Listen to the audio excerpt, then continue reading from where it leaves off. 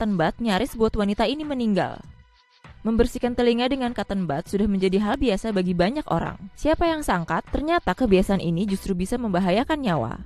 Seorang wanita asal Australia beruntung karena bisa terhindar dari infeksi otak yang bisa berakibat kematian. Semua itu dikarenakan korek kuping. Jasmine Small menceritakan kisahnya pada media Australia That's Life tentang bagaimana ia selalu menggunakan cotton bud untuk membersihkan telinganya setiap malam selama bertahun-tahun. Selama beberapa tahun belakangan, ia menderita gangguan pendengaran dan kerap mendengar suara bising di telinga kirinya.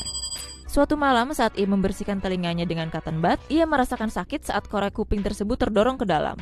Gangguan pendengarannya memburuk sampai-sampai ia kesulitan mendengar suara kedua putranya. Ia harus mendekat dan menjulurkan telinganya ke arah anaknya untuk mendengar lebih jelas. Akhirnya ia pergi ke dokter dan diberi antibiotik untuk infeksi telinga. Namun kondisinya tidak kunjung membaik. Jasmine melihat cairan kecoklatan yang lama-kelamaan menjadi darah pada cotton budnya. Jasmine kemudian dipertemukan dengan dokter THT dan melakukan CT scan. Dokter kemudian mengatakan pada Jasmine kalau ia seharusnya menemuinya 4 atau 5 tahun lalu. Ia menjelaskan bahwa infeksi bakteri parah telah menggerogoti tengkorak di belakang telinga Jasmine. Jasmine harus menunda rencana bulan madunya karena ia harus menjalani operasi secepat mungkin sebelum terlambat. Ahli bedah harus merekonstruksi saluran telinga Jasmine dan mengambil jaringan yang terkena infeksi. Proses ini berlangsung selama 5 jam.